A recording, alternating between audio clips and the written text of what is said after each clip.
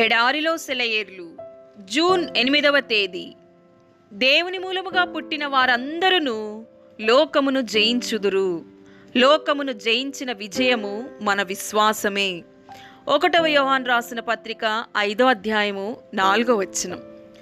మనం జాగ్రత్త పడకుండా ఉంటే మన దారిలో ప్రతి మలుపులోనూ మన విజయాన్ని, మనశ్శాంతిని దోచుకునేది ఏదో ఒకటి ఎదురవుతూనే ఉంటుంది.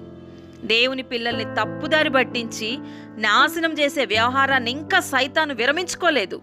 ప్రతి మైలురాయి దగ్గర ప్రతివారు ఆగి జాగ్రత్తగా తమ అనుభవాల థర్మామీటర్ని సరిచూసుకోవాలి, ఉష్ణోగ్రత తగినంతగా ఉందో లేదోనని. కొన్నిసార్లు అపజయపు కోరల్లో నుంచి కూడా విజయాన్ని చేజిక్కించుకోవడం సాధ్యమే. చేయవలసింది ఏమిటంటే సరిగ్గా అవసరమైన సమయంలో మన విశ్వాస ధ్వజాన్ని పైకెత్తడమే. విశ్వాసం ఎలాంటి పరిస్థితినైనా మార్చేయగలదు.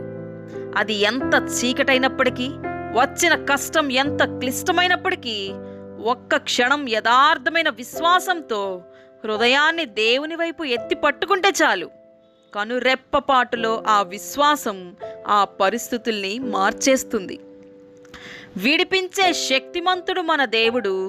దేవుడిపై విశ్వాసం ప్రతి క్షణము ఇస్తుంది విజయము.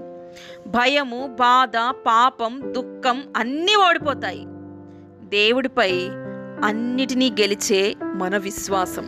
నేడు నల్లమబ్బులు కమ్మిన విశ్వాసం ప్రదర్శిస్తే సూర్యుడు వెలుగుతాడు. నా బాటల్ని సిద్ధం చేశాడు దేవుడే.